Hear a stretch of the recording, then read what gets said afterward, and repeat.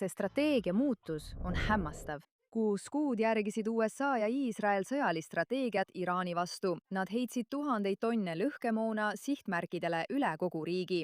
Avapaukudes tapsid nad ülemjuht Ali Khamenei. Nad hävitasid peamised tuumarajatised, sõjalised rajatised, elektrijaamad ja juhtimiskeskused. Need rünnakud kahjustasid Iraani tõsiselt. See kahjustas nende sõjalist võimekust, kuid ei murdnud terroristlikku režiimi. Nad keskendasid kogu oma alles jäänud sõjalise jõu ühele strateegilisele eesmärgile – Hormuzi väina kontrollimisele. Hormuz. Kui tekitada piisavalt majanduslikku survet, siis isegi suurriik eelistab läbi rääkida, mitte sõjaliselt eskaleerida. Kuid see edu ei jäänud märkamata ning nüüd on Trumpi administratsioon otsustanud kasutada täpselt sama strateegiat, kuid Iraani vastu. Rahandusminister Scott Bessent teatas operatsioonist majanduslik väljatõrjumine.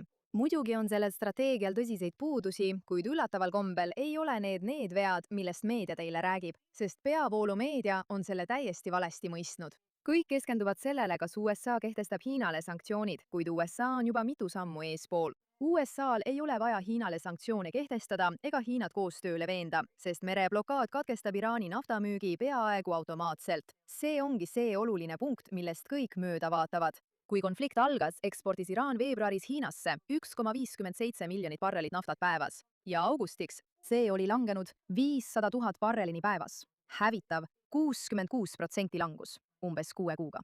Pole tähtis, kui väga nad tahavad Iraaniga koostööd teha või kas nad on valmis seda ostma. Nafta ei pääse välja.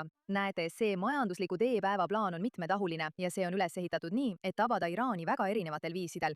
Ainult Hiinale keskendumine on viga. See puudutab kõiki alternatiivseid kanaleid, mida Iraan paratamatult proovib kasutada, kui naftamüük täielikult lõpeb. Pea meeles, et see 65% peab ainult kasvama. Nii et sul on Dubai varipanganduse võrgustikud ja Türgi salakaubateed üle Iraagi-Iraani piiri.